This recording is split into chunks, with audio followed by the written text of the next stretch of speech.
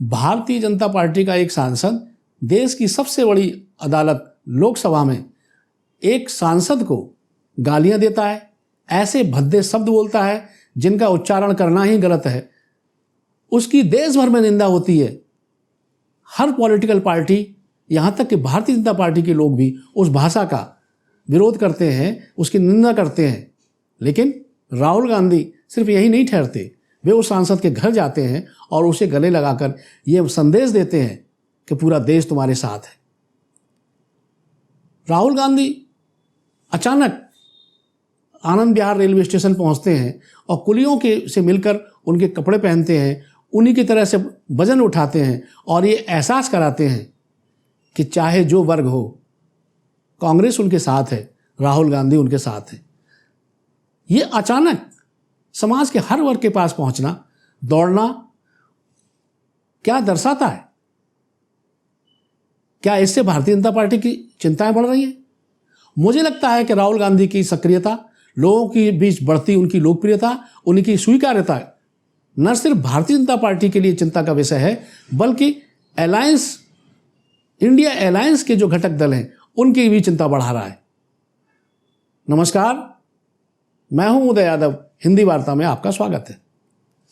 एक आग्रह पहले कर दें, हमारे चैनल को कृपया सब्सक्राइब करें, वीडियो को लाइक करें और ज़्यादा से ज़्यादा लोगों तक शेयर करें। हम बात कर रहे हैं राहुल गांधी की बढ़ती सक्रियता और समाज में और देश में बढ़ती लोकप्रियता की, जिससे भारतीय जनता पार्टी की नींद उड़ी हुई है। राहुल गांधी ने पिछले 2 साल से जिस तरह की सक्रियता दिखाई है, समाज के हर वर्ग तक जहां पहुंच रहे हैं, भारत जोड़ो यात्रा के दौरान उन्होंने जिस तरह से समाज के हर वर्ग से अपनी कनेक्टिविटी हासिल की, बढ़ाई, तब से भारतीय जनता पार्टी चिंतित हो उठी है। भारतीय जनता पार्टी की चिंताएं न सिर्फ बढ़ रही हैं, बल्कि उसका असर भी दिख रहा है। आज हालत ये हो गई है कि प्रधानमंत्री मोदी, जिनकी बात पर पूरा देश भरोसा कर रहा था, अब उनकी सभाओं में कुर्सियां खाली रहने लगी हैं। गृह मंत्री अमित शाह, जो भारतीय जनता पार्टी के चाणक्य कहे जाते हैं और वाकई वो इतनी मेहनत करते हैं, लेकिन पिछले 2-3 महीने में देखिए कि उनकी जितनी सभाएं हो रही हैं, क्या वहाँ जनता आ रही है? नहीं आ रही। जिन 3 राज्यों में चुनाव हो रहा है उत्तर भारत के, मध्य प्रदेश, छत्तीसगढ़ और राजस्थान, उन तीनों जगह पर पिछले 1 महीने में जो सभाएं हुई अमित शाह की, आप उन्हें देखिए, उसमें कुर्सियां खाली हैं। राजस्थान में परिवर्तन यात्रा निकल रही है, लेकिन भीड़ नहीं आ रही। यही नहीं, बिहार में अभी 1 हफ्ते पहले अमित शाह गए और झंझारपुर में उनकी सभा थी, लेकिन उतनी भीड़ नहीं आई जिसके पूरे प्रयास किए गए। ये क्या है? क्या ये दर्शाता है कि राहुल गांधी का कद बढ़ गया है? राहुल गांधी की समाज में स्वीकार्यता बढ़ रही है? वे समाज की हर चिंता से जुड़ रहे हैं? जब भारतीय जनता पार्टी ने यह महसूस किया कि ओबीसी हमसे छिटक रहा है और इस पर तेजी से ध्यान देना शुरू किया, तो पता चला कि राहुल गांधी ओबीसी के बीच में ज़्यादा लोकप्रिय हो रहे हैं। उन्होंने महिला आरक्षण बिल पर ओबीसी के लिए भी उसमें आरक्षण की व्यवस्था हो, इसको लेकर न सिर्फ जोरदार ढंग से बात रखी लोकसभा में, बल्कि अपनी सरकार द्वारा ये व्यवस्था उस बिल में न करने के लिए माफ़ी भी मांगी। यानी वे वैचारिक तौर पर, सामाजिक सक्रियता के तौर पर, लोगों के बीच अपनी कनेक्टिविटी बढ़ाने के तौर पर सर्वाधिक सक्रिय हैं दूसरे नेताओं के मुकाबले और ज़्यादा जीवंतता के साथ काम कर रहे हैं। ये जीवंतता भाजपा ही नहीं, बल्कि राष्ट्रीय स्वयं सेवक संघ की भी चिंता बढ़ा रही है। आरएसएस के मुखिया मोहन भागवत सभी जानते हैं कि आरक्षण के विरोधी रहे हैं। वो न दलितों के आरक्षण चाहते हैं, न ओबीसी का आरक्षण चाहते हैं। ये 4-5 साल पहले उन्होंने एक बयान दिया था जिससे पूरी तरह से जाहिर होता है। लेकिन अब वो भी नरेंद्र मोदी की घटती लोकप्रियता, समाज में भाजपा की घटती साख से चिंतित हैं और आरक्षण की बात करने लगे। ये क्या बदलाव यूं ही है? क्या निचले स्तर पर भाजपा की साख सचमुच गिर रही है? ये एक चिंता का सवाल है भारतीय जनता पार्टी के लिए भी और उनके समर्थक, उनके साथी दलों के लिए भी, जो एनडीए के घटक दल हैं। अब तक 2014 में जब पहली बार प्रधानमंत्री बने थे मोदी जी, तब उन्होंने जो वादे किए थे उन्होंने जो कहा था, लोगों को भरोसा हुआ उनकी बात पर। उन्हें लगा कि मोदी जी जो कह रहे हैं वो सचमुच करेंगे, लोगों की ज़िंदगी बदल जाएगी, हर एक के खाते में 15 लाख रुपए आ जाएंगे, हर व्यक्ति को मकान मिल जाएगा, महंगाई बहुत नीचे स्तर पर आ जाएगी। उन्हें भरोसा था, तभी तो आम जनता भी ये नारा देती थी, मोदी हैं तो मुमकिन है। लेकिन नोटबंदी हुई, गरीब सबसे ज़्यादा परेशान हुआ। मोदी जी ने कहा कि इससे अमीर परेशान होंगे, गरीब को चिंता की कोई ज़रूरत नहीं है। उस गरीब ने मान लिया। 2019 तक ये भ्रम चला, लेकिन 2019 के बाद स्थिति अचानक बदलने लगी। अब मोदी जी की वो भरोसा नहीं रहा, वो इमेज नहीं रही। मोदी जी कहते थे भ्रष्टाचार मिटा देंगे, भ्रष्टाचार का मैं सबसे बड़ा दुश्मन हूँ।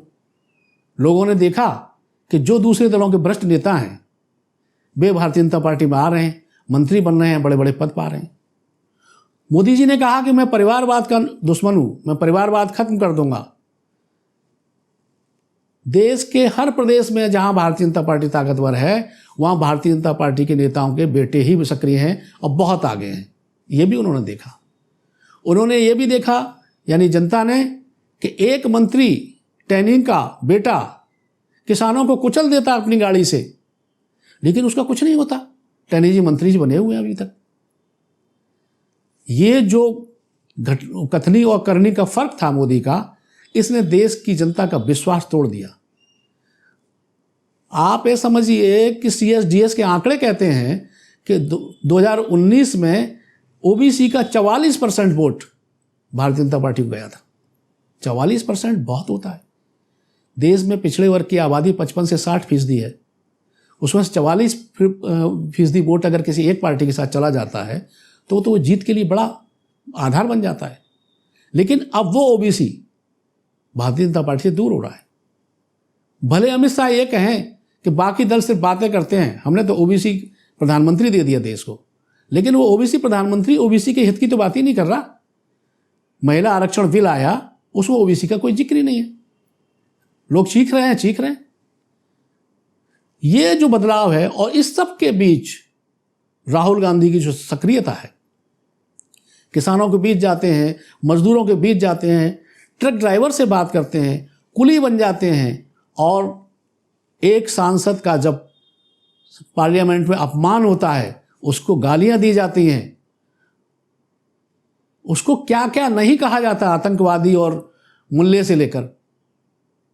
जब सारे दल निंदा कर रहे होते हैं तो राहुल गांधी उसके घर जाते हैं, उसे गले लगाते हैं, उसे एक विश्वास दिलाते हैं कि जो कुछ हुआ है वो शर्मनाक है, लेकिन हम आपके साथ हैं। बाकी दल ट्वीट करते हैं, ट्वीट करके अपनी चिंता जाहिर करते हैं, लेकिन राहुल गांधी फिजिकली भी करते हैं। जयपुर में अभी कांग्रेस की सभा होती है, अपार भीड़ बढ़ती है।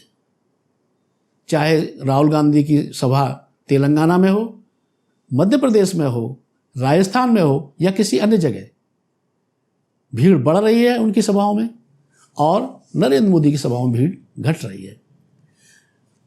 राहुल गांधी की बढ़ती लोकप्रियता, उनका जनता से कनेक्टिविटी, अपनी गलतियों को स्वीकार करना, ये उस वर्ग को भी प्रभावित कर रहा है जो भारतीय जनता पार्टी का है लेकिन भारतीय जनता पार्टी से ऊब गया है। यानी भाजपा के अंदर भी असंतोष है मोदी के काम करने के ढंग को लेकर। वो वर्ग भी राहुल गांधी की शैली से, काम करने के ढंग से और उनकी मैच्योरिटी से प्रभावित हो रहा है। इसका क्या फर्क पड़ेगा 2024 में? क्या ये राहुल गांधी की मजबूत होती इमेज, उनका बढ़ता कद और नरेंद्र मोदी के प्रति लोगों का घटता विश्वास, भले ही वो कहते रहें सबका साथ, सबका विश्वास, सबका भरोसा, सबका विकास, लेकिन ऐसा हो नहीं रहा। ये जो दोनों परिस्थितियां अलग अलग हैं, ये क्या दृश्य प्रस्तुत करती हैं आगे आने वाले दिनों में? और राहुल गांधी की सक्रियता क्या सिर्फ बीजेपी और उनके घटक दलों की चिंता का विषय है, या इंडिया अलायंस के जो दल हैं उनके लिए भी चिंता का विषय है? मेरा मानना है कि जिस तरह राहुल गांधी हर फ्रंट पर सक्रिय हैं और समाज के हर वर्ग से जुड़ने की कोशिश कर रहे हैं, मणिपुर का मामला हो, कहीं का भी, उतना इंडिया अलायंस के बाकी दल नहीं कर रहे।